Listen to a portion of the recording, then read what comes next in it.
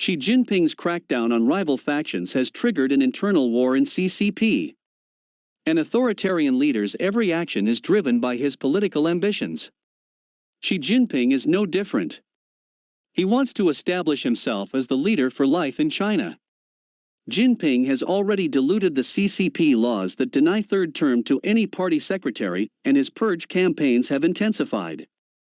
Factional politics and the economic crisis.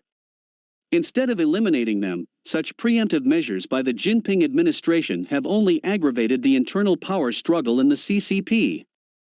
Now, if we look at the ongoing economic crisis in China through the lens of this factional politics in the CCP, things suddenly become more interesting and easier to understand. Two factions within the CCP have dominated internal politics for the last 5 decades.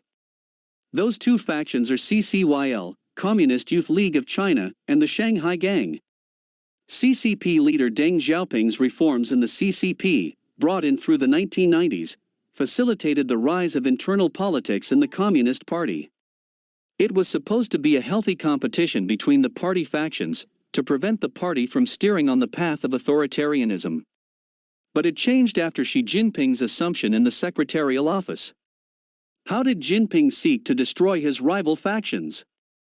Jinping belonged to the Shanghai faction. His predecessor Hu Jintao belonged to the CCYL faction. Jintao's predecessor Jiang Zemin belonged to the Shanghai faction.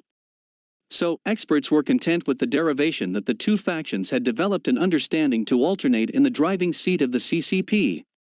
As per this observation, the CCYL faction was supposed to be enthroned the next year, but Xi Jinping has other plans that have vehemently intensified the struggle within the party. It's not hard to understand that all of Xi Jinping's initiatives introduced over the past year are meant to tighten his grip over power and annihilate his rivals. Common prosperity and the dual circulation policy are two campaigns that make up the bedrock of Xi Jinping's newborn economic policies. Making profits has been made a taboo in China now.